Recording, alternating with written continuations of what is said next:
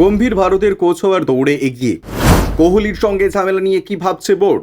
রাহুল দ্রাবিড়ের পর ভারতের কোচ হওয়ার দৌড়ে এগিয়ে গেলেন Gautam Gambhir. Stephen Fleming, Justin Langer, Mahela জয়বর্ধনকে টপকে গম্ভীরের নামই দৌড়ে এগিয়ে গিয়েছে। তবে ভারতের কোচ হলেও বিরাট কোহলিকে সামলাতে হবে গম্ভীরকে।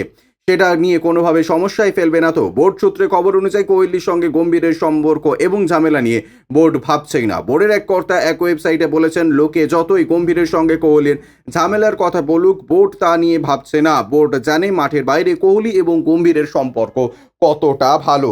গত বছর আইপিএল এর পর থেকে দুজনে একসঙ্গে বসেছে এবং যদি কিছু সমস্যা থাকে সেটা মিটিয়ে নিয়েছে। অতীতে কোহলি অধিনায়ক হওয়ার সময় কোচ অনিল কুম্বলের সঙ্গে তার ঝামেলা লেগেছিল। কুম্বলের কোচিংয়ের ধরন পছন্দ ছিল না কোহলির।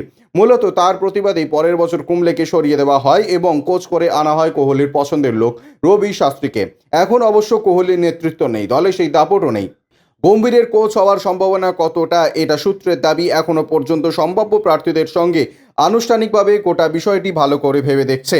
সকলেই সময় নিচ্ছেন, কিন্তু গম্ভীর বাকিদের থেকে এগিয়ে গিয়েছে। আহমেদাবাদে কেকেআর থাকাকালীনই বোর্ড কর্তাদের সঙ্গে ওর বৈঠক হতে পারে। গম্ভীর ও কোহলির বিবাদ নতুন নয়।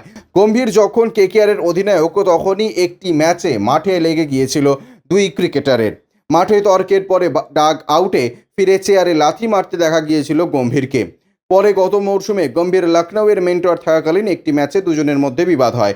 প্রথমে লখনৌয়ের ক্রিকেটার নবীন উল হকের সঙ্গে বিবাদ হয় কোহলির, তারই মধ্যে ঢুকে পড়েন গম্ভীর। এমন পরিস্থিতি হয়েছিল যে দুজনকে সরাতে হিমশিম খেয়েছিল সতীর্থরা। Bureau report, UJ news.